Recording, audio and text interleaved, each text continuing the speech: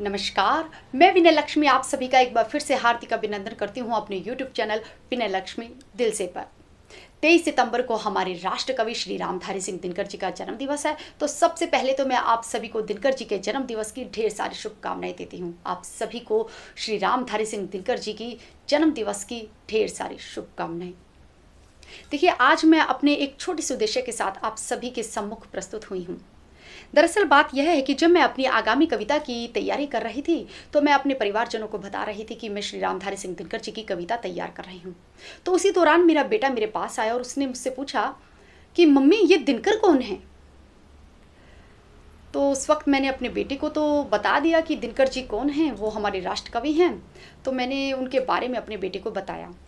लेकिन उसके बाद मेरे मन में यह विचार आया, आज की जो युवा पीढ़ी है वह हमारे नायक नायिकाओं के नाम जो होते हैं वह स्वतः ही जान जाते हैं, परंतु हमारे देश के कवि जिनकी कलम से संस्कार और संस्कृति की नींव रखी जाती हैं उनके नाम हमारे बच्चों को नहीं पता। आज हमारे देश के कवियों की कविताएं केवल पाठ्यक्रम का हिस्सा बनकर ही रह गई हैं। तो इस विचार से ही मेरे मन में यह ख्याल आया कि मैं अपने इस चैनल के माध्यम से अपने देश के कवियों की कविताओं को एक एक करके आप सभी के सम्मुख प्रस्तुत करूंगी और अपने देश के कवियों की कविताओं के प्रचार प्रसार में अपना छोटा सा योगदान दूंगी। देखिए, कहते हैं ना, जो दिखता है वो बिकता है। हमारे जो नायक नायिकाएं हैं उनके गाने, उनके चलचित्र, उनकी फिल्में सब दिखाई देती हैं तो बिकती भी हैं। तो इसी तरह से आज आवश्यकता है हमारे देश के कवियों की कविताओं के प्रचार प्रसार की। देखिए, मैं कोई कवयित्री तो नहीं हूँ, मैं एक साधारण सी आम गृहिणी हूँ, आम महिला हूँ। लेकिन एक गृहिणी होने के नाते संस्कार और संस्कृति की क्या अहमियत होती है यह मैं भली भांति जानती हूँ। जो संस्कार और जो संस्कृति हमारे देश के हिंदी कवियों की कविताओं में देखने को मिलती है वो शायद ही कहीं और देखने को मिलती है। हमें समय रहते ही अपने बच्चों को सही शिक्षा, सही दिशा और सही संस्कार देना अति आवश्यक है।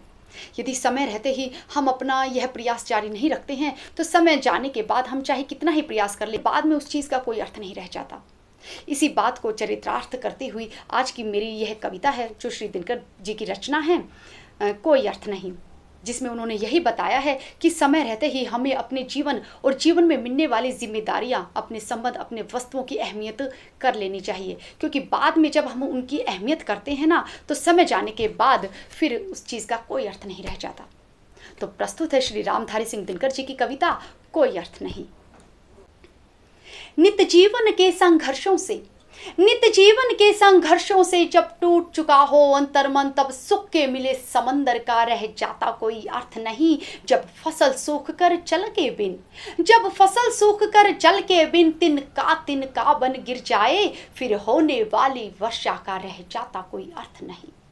संबंध कोई भी हो लेकिन, संबंध कोई भी हो लेकिन यदि दुख में साथ न दे अपना, फिर सुख में उन संबंधों का रह जाता कोई अर्थ नहीं। छोटी छोटी खुशियों के क्षण, छोटी छोटी खुशियों के क्षण निकले जाते हैं रोज जहां, फिर नित्य सुख की प्रतीक्षा का रह जाता कोई अर्थ नहीं।